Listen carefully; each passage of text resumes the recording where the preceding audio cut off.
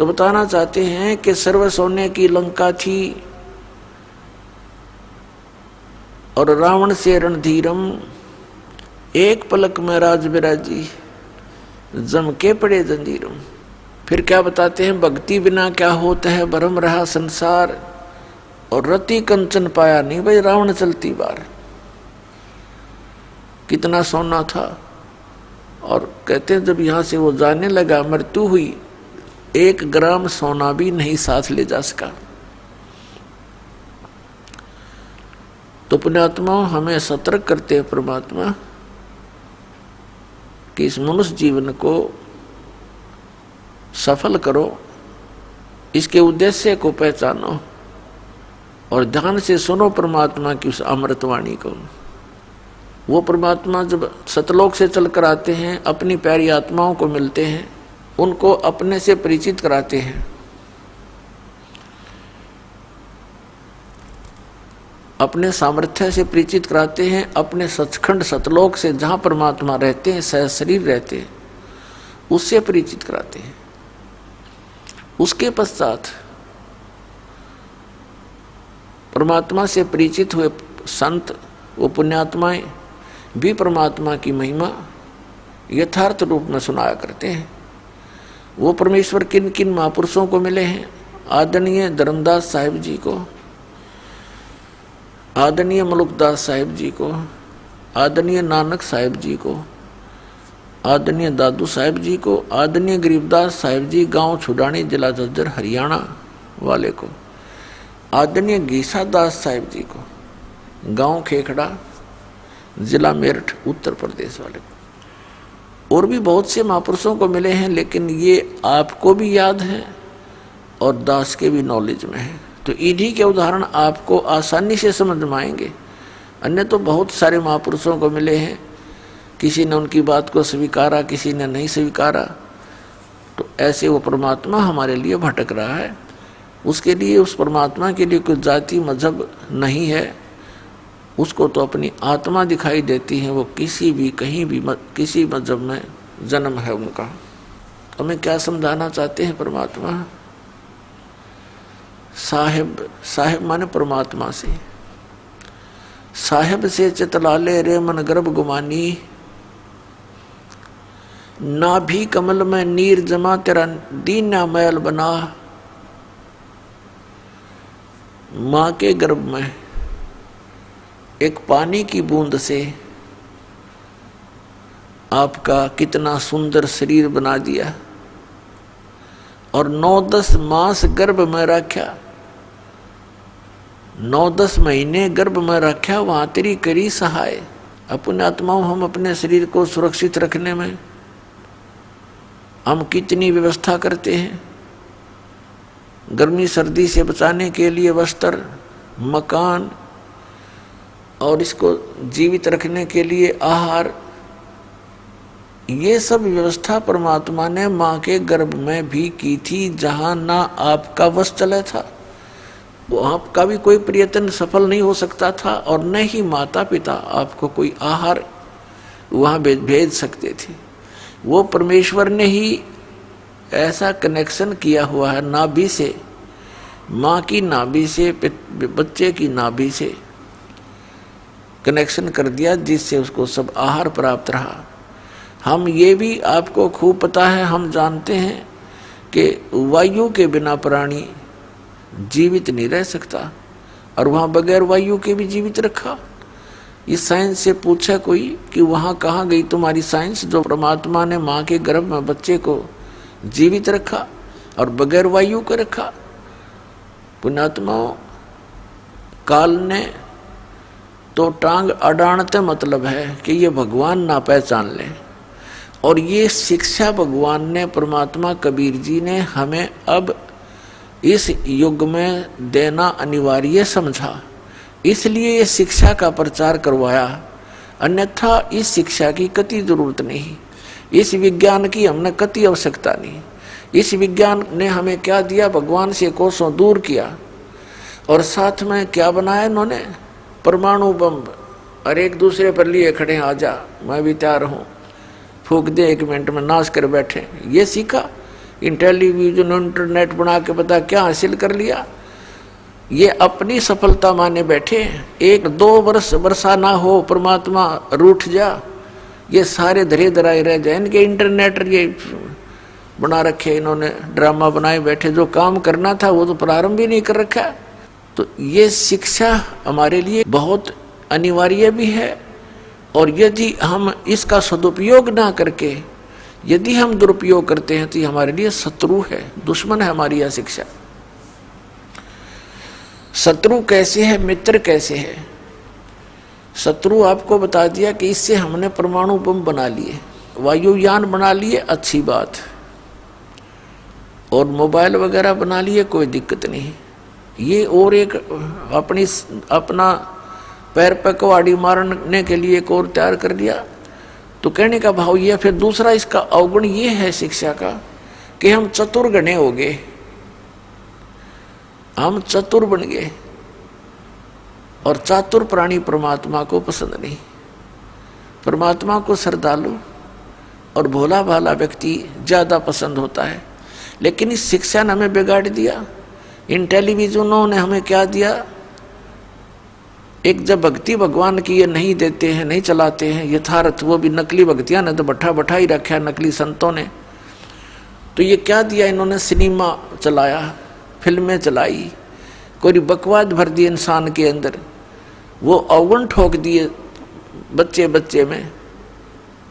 5 साल का बच्चा होते ही बकवादों को ग्रहण करने लगता है, फिर आगे से चल के वो क्या समाज तैयार करेगा। तो ऐसी बिजली गिर दी शिक्षा ने। अब इस शिक्षा से हमें क्या मिला, भाई भाई का शत्रु, केवल माया का उद्देश्य बन गई। क्यों, बढ़िया कोठी चाहिए, फिल्मों में देखें, ब्याह करें जो पूरा श्रृंगार देखो लड़की का, सोने तो लदपद कर दें।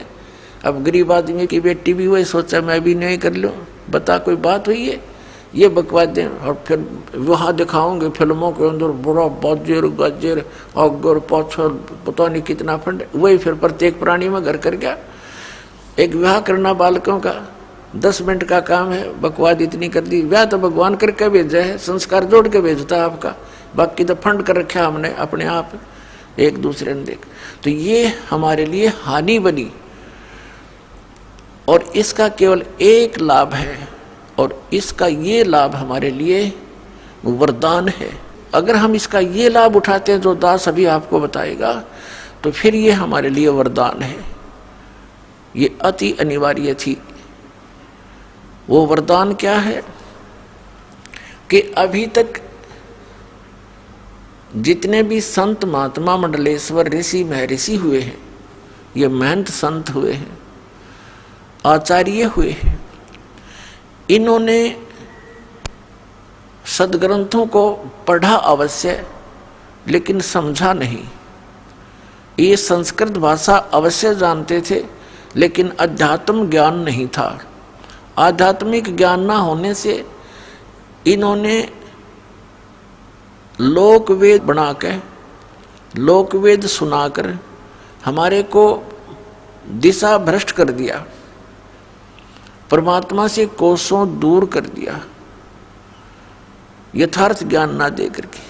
और हम इन महापुरुषों को जो संस्कृत बोलते रहे, फिर उसका हिंदी अनुवाद अक्षेत्रीय भाषा में अनुवाद जैसा उन्होंने किया, हमने यही सोच लिया कि ये जो शिक्षा ज्ञान दे रहे हैं, ये जो सेंटेंस इसने बोला है गीता जी का, पुराणों का, वेदों का जो श्लोक बोले हैं, मंत्र बोला है, इसका जो अनुवाद इसने किया ये सही किया होगा, क्योंकि ये संस्कृत में बोल रहा है और सभी सदग्रंथ संस्कृत भाषा के अंदर ही लिखे हुए हैं। तो हमारे पूर्वज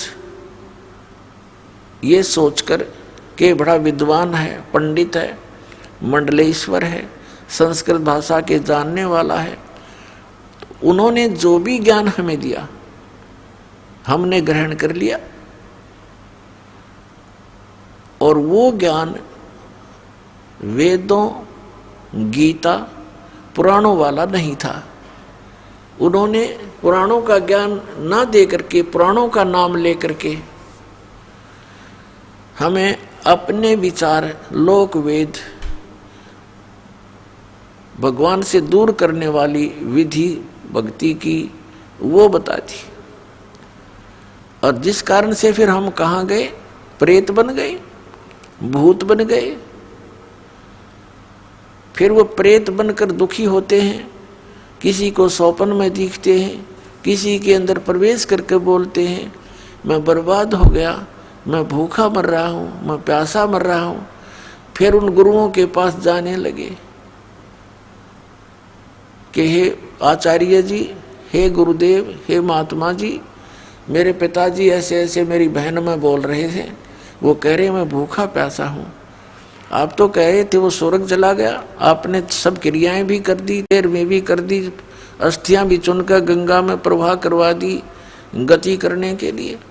पहले तो महीना भी करते थे, फिर 6 महीना वाली भी करते थे, फिर साल का भी एक जुगाड़ करते थे। उसके बावजूद फिर वो भूत बना हुआ। फिर वो क्या कहते थे, अब तुम श्राद्ध निकाल दो, वो तृप्त हो जाएंगे। हम बताओ, अब श्राद्ध निकाल दो, वो तृप्त हो जाएंगे। फिर श्राद्ध शुरू कर दिए। अब उनमें भी फिर उन्हें वो अपनी अटकल अड़ाई, कोई वेद गीता आदि को आधार नहीं बनाया। तो जिस कारण से हम परमात्मा से कोसों दूर हो गए। अब वो हमें पुराणों का नाम ले करके क्या ज्ञान सुनाया करते थे कि श्री ब्रह्मा जी, श्री विष्णु जी, श्री शिव जी, रजगुण श्री ब्रह्मा जी, सतगुण श्री विष्णु जी और तमगुण श्री शिव जी, ये अजरो अमर हैं। इनकी कोई माता पिता नहीं है, इनकी जन्म मृत्यु नहीं होती। और कुछ एक यहाँ तक भ्रष्ट हो चुके हैं, इनके को ज्ञान तो है ही नहीं। तो भोले आदमी जो श्रद्धालु होते हैं वो और भोले होते हैं, उनको कतई ज्ञान नहीं होता। इन मंडलेश्वरों के पास जाते हैं, इन महापुरुषों को के पास जाते हैं, इनसे प्रश्न करते हैं कि श्री कृष्ण भगवान की क्या स्थिति है, परमात्मा कौन है, कैसा है। तो क्या बताते हैं कि श्री कृष्ण भगवान स्वयं परमात्मा है, ये पूर्ण ब्रह्म है, ये सर्वशक्तिमान है, इसके अतिरिक्त कोई भगवान नहीं है, ये समृद्ध शक्ति है। फिर किसी ने प्रश्न किया, क्या श्री ब्रह्मा विष्णु महेश की के श्री कृष्ण जी ही विष्णु अवतार हैं? तो फिर ये भी कहा करते ये अज्ञानी कि हाँ श्री विष्णु जी ही श्री कृष्ण रूप में देवकी के गर्भ से जन्मे थे। और फिर इनसे कोई पूछता है क्या श्री ब्रह्मा विष्णु महेश की मृत्यु होती है? तो ये क्या कहा करते, कुछ एक तो कहते थे कि ब्रह्मा की तो मृत्यु होती है, श्री विष्णु और श्री शंकर भगवान इनकी मृत्यु नहीं होती। कुछ एक चातुर प्राणी कहते हैं कि ब्रह्मा विष्णु महेश की जन्म मृत्यु तो नहीं कह सकते, हाँ कहीं ना कहीं सर्ग के अंत में उस विराट परमात्मा में लीन हो जाना ऐसा तो है। अरे भले आदमी जब वो मरे गए, लीन हो गए, तो मृत्यु नहीं हुई तो कखते न पता नहीं। मूर्ख बना रहे सारे संसार ने, बड़े बड़े ऊपर का लोग दिखावा साधु बढ़ के। कबीर साहब कहते हैं कंठी माला सुमरनी और टिक्की बिंदी ला के, कंठी माला सुमरनी ये पैरे से क्या हो, ऊपर डूंडा साध का और अंतर रख्या खो। ऊपर तो दिखा बड़ा महात्मा है, तिलक तलक लगा के बिंदी बिंदी ला के माला 4 पैर के, नो दिखा बड़ा महापुरुष है पहुंचा हुआ, और अंदर खख नहीं, तुम्हारे पास ज्ञान नहीं, अज्ञान से भरे हो। तो ऊपर डूंडा साध का, ऊपर तो डूंडा ठा रखा बड़ा महापुरुष होगा लोग दिखावा, और अंतर रख्या खो, अंतर ज्ञान नहीं पूरा।